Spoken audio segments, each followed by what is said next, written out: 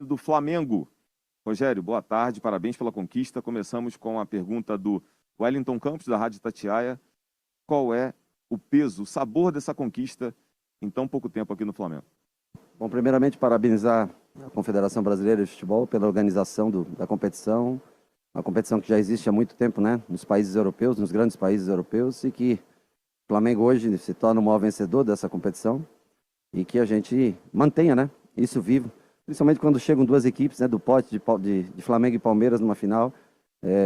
Eu acho que é um jogo que foge a Campeonato Brasileiro, se torna o jogo mais importante, talvez, do primeiro semestre, e hoje foi uma bela festa. Eu me sinto muito feliz, ser campeão brasileiro em fevereiro, final de fevereiro. Nós estamos em abril agora, poder comemorar um outro título, tendo em vista o rival, o tamanho do nosso rival, né, que eu acho que valoriza ainda mais a nossa conquista. Os dois times que venceram, que mais venceram no ano passado no futebol brasileiro, e a gente começa com mais um grande jogo. O horário talvez prejudique um pouquinho, né, o desempenho das equipes, mas um jogo que, para mim, fica marcado como especial, como quarto título dessa era nacional, quarto título nacional nessa era do Flamengo, e meu segundo título em 5 meses aqui no clube. O Marcos Coelho, da Rádio Tupi. Rogério, qual o maior mérito do Flamengo nesse jogo, nessa conquista? Olha, o maior mérito ele não é só em si do jogo, né? Eu acho que é o planejamento que nós fizemos para estar aqui nesse momento, né? Eu lembro que no começo da competição, do Campeonato Carioca, muitos questionavam os jogadores de não estar presente, a gente não estar presente na beira do campo, né? Mas talvez esse planejamento ajudou. Nós não tivemos talvez o mesmo teste que o Palmeiras teve contra o Defensa e Justiça, que foi um jogo já mais pesado do que os nossos, né?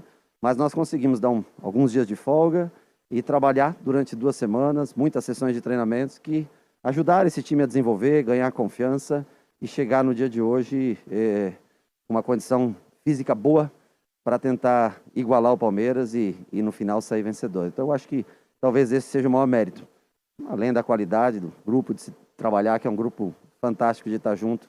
A gente tem prazer, nota que todos têm prazer de estar junto todos os dias. É um clube que a camisa pesa muito, né? O peso da camisa, quando chega em decisões, ela fala alto sempre a camisa do Flamengo.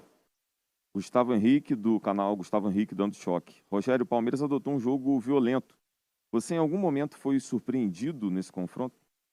Não, acho que ele adotou um jogo mais faltoso, né? Fez com que diminuísse o ritmo do Flamengo. Nós temos sempre um bom toque de bola envolvente. O gramado hoje é um pouco mais seco do que costumeiramente a gente joga, apesar de ser um ótimo gramado. Mas bateram bastante, né, nesse começo de jogo. Faltas nem sempre tão violentas, mas faltas que pararam muito o jogo. Talvez se nós tivéssemos adotado essa estratégia no início do segundo tempo, além das substituições que foram feitas e melhorou o meio campo do Palmeiras, nós também poderíamos ter parado e diminuído um pouco o ritmo do jogo. Então, assim, nós tomamos o gol logo no começo, mas fizemos um bom restante de primeiro tempo, viramos o jogo. E no segundo tempo aí o time foi começando a cansar um pouquinho. Como eu falei, nós não tínhamos tido um teste tão Palmeiras teve na quarta-feira. E eu acho que isso pesou um pouco. Já no final, com as trocas, eu acho que o time, se não fez um jogo brilhante, eu reconheço que foi um jogo um pouco abaixo até do que a gente fez nos 2 primeiros jogos do Campeonato Carioca, mas ao menos nós tivemos mais velocidade um pouco. Os últimos 5, 10 minutos, se podia existir um vencedor, seria o Flamengo. Everton fez 2 grandes defesas no final da partida, buscamos o gol até o final do jogo. Tivemos um pedaço do segundo tempo, onde realmente o time jogou abaixo do que vinha jogando. O Rafael Melo, do canal Rafa Melo. Ceni, parabéns pelo título. Como um grande goleiro que você foi, qual a sua avaliação sobre a atuação e o peso de Diego Alves na taça conquistada hoje? Com sua experiência, você deu alguma dica para ele nessa decisão? Bom, eu fico feliz por alguns motivos, né? O primeiro deles foi que em dezembro o Diego estava para sair do Flamengo. E eu sei o valor da experiência de um goleiro aos 35 anos, o que ele pode acrescentar, não só com defesas, né? Mas no dia a dia, no diálogo, na comunicação. Então eu fico feliz de fazer parte. E eu acho que ele devolve muito à nação rubro-negra hoje o esforço que foi feito para a permanência dele aqui. Esse é o primeiro ponto. Sobre os pênaltis, eu digo para você que é mais fácil estar lá embaixo do gol do que como treinador ali fora. Mas é 100% mérito dele. Eu nunca nem toco nesse assunto com os goleiros, porque eu acho que é muito da percepção, é muito intuitivo para o goleiro, né? E ele teve uma coisa muito importante, ele acreditou até o fim, porque 2 pênaltis abaixo, faltando 2 cobranças, é muito difícil você reverter. Só mostra o grande goleiro que ele é, e o acerto que nós tivemos em mantê-lo por mais um ano defendendo as cores do Flamengo. O Mauro Santana, do canal do Mauro Santana. Rogério, boa tarde. O que você pensou com as alterações na segunda etapa? Na sua visão, elas surtiram efeito? Olha, se eu colocar o final do jogo, realmente Michael teve boas jogadas individuais, Vitinho também teve uma entrada mais competitiva, Everton Ribeiro, Gerson, Bruno Henrique, por exemplo, eu não queria tirar porque estava chegando a hora dos pênaltis, né? E ele é um batedor de pênalti, só que ele não aguentava mais. Eu pedi durante 2 vezes, o Gabriel veio até a beira do campo e falou, não tira ele para ele bater o pênalti. Eu falei, Bruno, você consegue? Ele falou, não consigo mais, não aguento mais. Então, mediante isso, eu não posso deixar um jogador dentro do campo. Tanto que o Michael entrou no lugar dele, converteu a sua cobrança. O João, a hora que nós começamos a perder um pouco mais o meio, eu tentei dar um pouco mais de proteção. Gerson já batendo cansaço por causa da temperatura. Everton já um pouco cansado. As opções foi muito mais para repor fisicamente o time do que para qualquer outra coisa. Nós tentamos manter o time firme e forte, porque nós estávamos à frente do jogo. Não fizemos substituições defensivas. O Mateuzinho, a entrada dele se deu porque o Isla já tinha o cartão amarelo e começou a ficar um jogo perigoso, apesar dele ter ficado alguns dias parado por lesão, mas eu achei que era o momento dele entrar. E as outras substituições são substituições naturais que a gente faz, são as opções que a gente tem do meio para frente, que a gente tem feito costumeiramente nos últimos jogos. A Isabelle Costa, do torcedores.com. Boa tarde, Ceni. Qual fator foi diferencial para o Flamengo nesta conquista? Eu, assim, sou um cara muito feliz, porque os caras que trabalham comigo, eles não lideram apenas pelas palavras, sabe? Eles lideram pelo exemplo. Eu acho que essa geração de jogadores mais experientes e que ganhou tudo pelo Flamengo, mostra que ainda tem fome de vencer. E uma das coisas que eu falo para eles, principalmente os mais experientes, né? O caso, sei lá, do Felipe Luiz, do Diego, dos Diegos, né? Everton, que fez 32 anos ontem. Arão, que apesar de não ter chegado ainda, acho que nos 30, mas já é um cara que está há muito tempo aqui no Flamengo, né? Que não deixa essa oportunidade passar, de construir essa era vencedora. Porque o dia que passar, as pessoas vão achar que o tempo deles também passou. Então eu acho que, para mim, o que eu mais vejo, o que mais importante tem oportunidade de ser campeão? Seja. Não deixe passar. Principalmente numa geração tão vencedora, não deixem as pessoas achar que o tempo de vocês passou. Porque a gente acabou de mostrar no dia de hoje que essa geração ainda continua honrando a camisa do Flamengo. Então, para mim, esse é o principal. O caráter desses jogadores que eu tenho que contagiam, sem dúvida nenhuma, aqueles mais jovens. Exatamente nessa linha, a pergunta do Gabriel Reis, do canal Paparazzo Rubro Negro. Esse já é o 2º título nacional em pouco tempo no Flamengo, seu. Uma era de títulos realmente vai se formando? Eu espero que sim. Eu espero que a gente carregue no nosso coração sempre o desejo de ver o Flamengo lá em cima, de colocar o Flamengo no ponto mais alto. Aqui o objetivo, eu sei que às vezes existem as desconfianças, existem as dúvidas, mas aqui ninguém mais profissional do que eu, e ninguém tem mais desejo do que ver esse clube vencedor. Né? O meu desejo hoje é ver o Flamengo no ponto mais alto. Né? É ver cada coração do torcedor. Eu tenho certeza que o Brasil inteiro, em especial, logicamente, no Rio de Janeiro, está todo mundo feliz hoje. Mais uma vez, um jogo difícil, um jogo complicado, mas esse time mostrou que o coração vermelho e preto continua batendo forte. O Wesley Ramon, do portal Urubu Interativo. Ceni, primeiramente, parabéns pelo título. O técnico Abel Ferreira, do Palmeiras, teria dito que o Flamengo tem o melhor juiz do futebol brasileiro. Você acha que o árbitro interferiu? Tem o melhor o quê? Desculpa? O melhor, eu não entendi. O melhor? Juiz do futebol brasileiro, segundo o Wesley, o Abel teria dito. Você acha que o árbitro interferiu no resultado de alguma forma?